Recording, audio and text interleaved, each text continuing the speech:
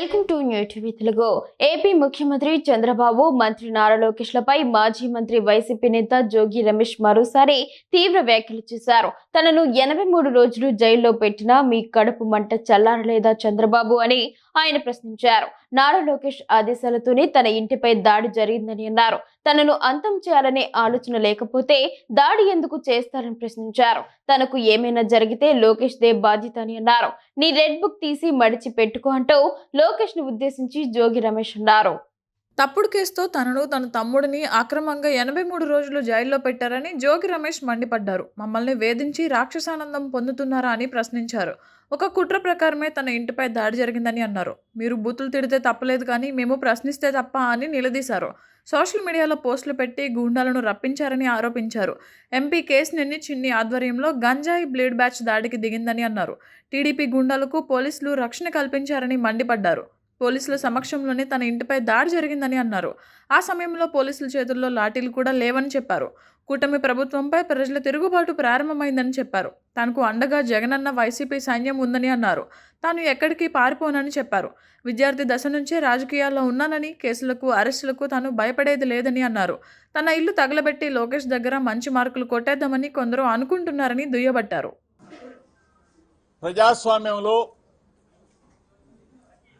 ప్రజాస్వామ్యం మీద జరిగిన దాడిగా,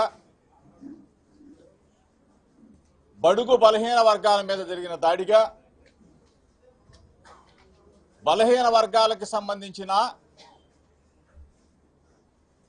జోగి రమేష్ గొంతుకని నొక్కేస్తే వైఎస్ఆర్ కాంగ్రెస్ పార్టీ గొంతుకని, వైఎస్ఆర్ కాంగ్రెస్ పార్టీ శ్రేణులని భయపెట్టాలని మీరు మీడియా మిత్రుల సమక్షంలో నిన్నంతా కూడా మీ ద్వారా రాష్ట్ర ప్రజలకు చూపించారు. ఏ విధంగా రాక్షసంగా, క్రూరంగా నా ఇంటి మీద కొన్ని వందల మంది తెలుగుదేశం పార్టీ రౌడీలు, గూండాలు దాడి చేసిన సంఘటనలు మీరు చూశారు. జోగి రమేష్ని భౌతికంగా దాడి చేయాలా, జోగి రమేష్ మీద లేకపోతే నన్ను దాడి చేయడమే కాదు అవసరమైతే మట్టు పెట్టాలన్న ఆలోచన లేకపోతే మీరు ఎందుకు అన్ని వందల మందిని ఆర్గనైజ్డ్గా పోగు చేసి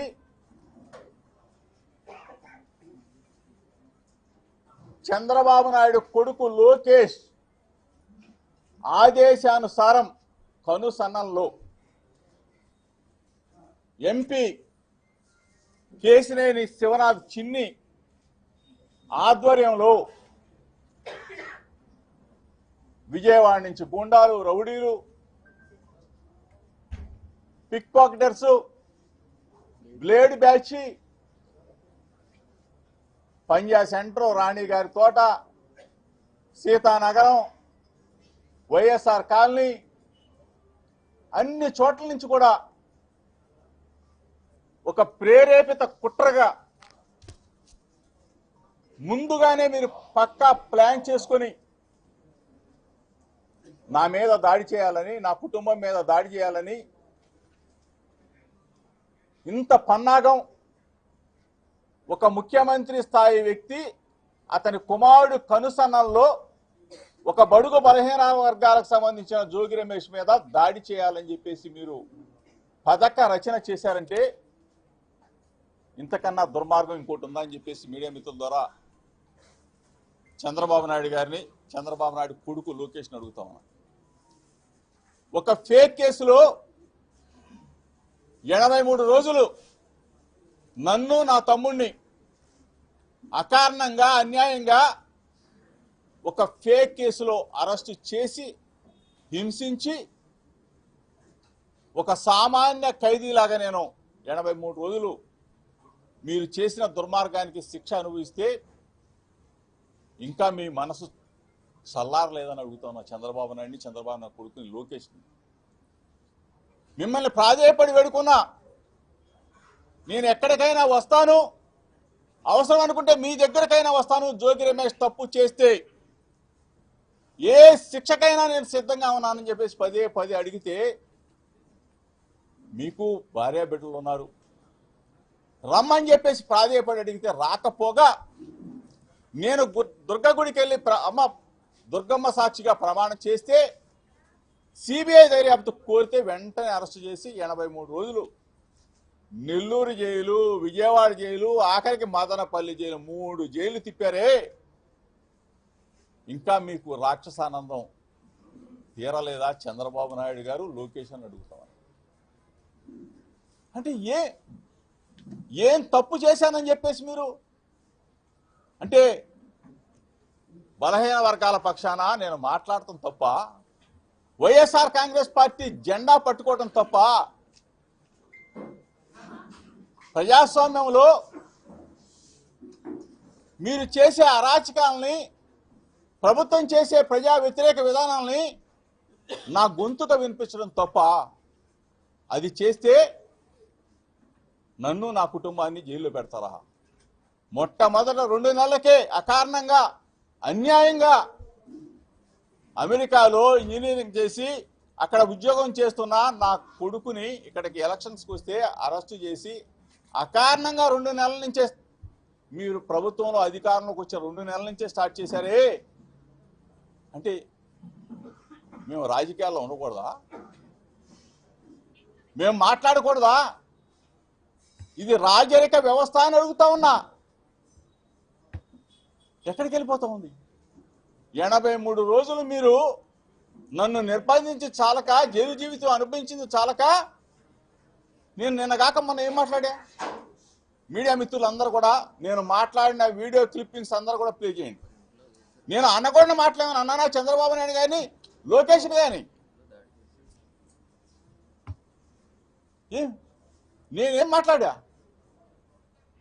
కల్తీ లడ్డు కేంద్ర దర్యాప్తు సంస్థలన్నీ కూడా, కేంద్రంలో ఉన్న ల్యాబ్స్ అన్నీ కూడా, కేంద్ర ఆధ్వర్యంలో జరుగుతున్న ల్యాబ్స్ అన్నీ కూడా సర్టిఫై చేసి అందులో ఏమీ లేదని చెప్పేసి సిబిఐ రిపోర్టు క్లీన్ చిట్గా ఇచ్చిందని చెప్పేసి మీరు కల్తీ అని చెప్పేసి మిమ్మల్ని మేము అడిగితే, లోకేష్కి బుర్ర పోయింది, పాడైపోయి అంటే చిప్పు పోయిందని కూడా అనకూడదా? చిప్పు దొబ్బిందని అనకూడదా? అంటే ప్రజాస్వామ్యంలో మీరైతే నరికేస్తాం, పొడి చేస్తాం, పాతరేస్తాం అని అసెంబ్లీ సాక్షిగా మీరు మా నాయకుడు జగన్మోహన్ రెడ్డి గారిని మాట్లాడితే తప్పు లేదు, కానీ అమ్మనాబూతులు మాట్లాడితే తప్పు లేదు, కానీ నేను మెదడు పోయిందా అంటే నా మీద అంటే పెట్రోల్ బాంబులు వేస్తారా? అంటే ప్రజాస్వామ్యంలో ఒక బలహీన వర్గాల వ్యక్తి ఇంటి మీద, వ్యక్తి కుటుంబాన్ని హతమార్చాలనో మట్టు పెట్టాలనో ఇంత దుర్మార్గం, ఇంత రాక్షస ఆనందానికి మీరు పొందుతారా? మా నాన్నగారు ఉన్నారు, నేనంటే ఈరోజు వాయిదా ఉంది కాబట్టి తంబడపల్లి నేను తిరుపతి వెళ్తా, మధ్యలో నాకు తెలిసింది నా భార్య బిడ్డలు పక్కకి వెళ్ళారు అంటే నన్ను, నా కుటుంబాన్ని నాశనం చేయాలని చెప్పి చంద్రబాబు నాయుడు కొడుకు కంకణం కట్టుకున్నారని అడుగుతా ఉన్నా. నా ఇంటి మీద దాడి చేశారు, ఏ విధంగా క్రూరంగా రాక్షసంగా ప్రవర్తించారో మీరందరూ కూడా చూశారు. ఈ విధంగా రాక్షసంగా క్రూరంగా ప్రవర్తించి మరలా అగైన్ నేను మాట్లాడిన మాటల మీద కేసు ఫైల్ చేశారు. కేసులు నేను నిన్న మాట్లాడితే ప్రజాస్వామ్యంలో నేను అనకూడని అంటే 83 రోజుల పాటు నన్ను జైల్లో పెట్టి నిర్బంధించి ఆ తరువాత నా ఇంటి మీద దాడి చేసి నన్ను, నా కుటుంబాన్ని మట్టు పెట్టాలనో లేకపోతే భయపెట్టాలని చెప్పేసి చూసి మరలా అగైన్ తిరుపతిలో 1 కేసు 2 కేసులు, మళ్ళీ ఇబ్రహీంపట్నంలో 1 కేసు 2 కేసులు. అంటే నువ్వు కేసులు పెట్టి నన్ను జైలుకు పంపించి నన్ను దడిపించాలని చెప్పేసి మీరు చూడాలని చెప్పేసి అనుకుంటున్నారేమో.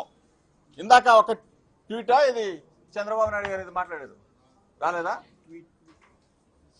జోగి రమేష్ ఇంటి మీద దాడి చేస్తే ఎవరినైనా క్షమించొద్దు, లేకపోతే అరెస్ట్ డైరెక్ట్గా పోలీసుల సమక్షంలో తెలుగుదేశం పార్టీ పోలీసులు మీ అబ్బాయి లోకేష్ నేతృత్వంలోనే ఈ దాడి జరిగింది. మీడియా మిత్రుల సమక్షంలో ప్రజలకు చెప్తా ఉన్నా, రేపు నా మీద ఎటువంటి ఇబ్బంది జరిగినా, నా మీద ఎటువంటి దాడి జరిగినా, లేకపోతే నన్ను ఏ విధమైన చిత్రహింసలకు గురి చేయాలని చూసినా ఒకటే చెప్తా ఉన్నా, లోకేష్ అనే వ్యక్తి నా మీద దాడి చేయాలన్నా, నన్ను మట్టు పెట్టాలన్నా, నా ఇంటిని దహనం చేయాలన్నా దీని అంతటికీ కారణం కూడా లోకేష్ అని చెప్పేసి మీడియా మిత్రుల సమక్షంలో చెప్తా ఉన్నా.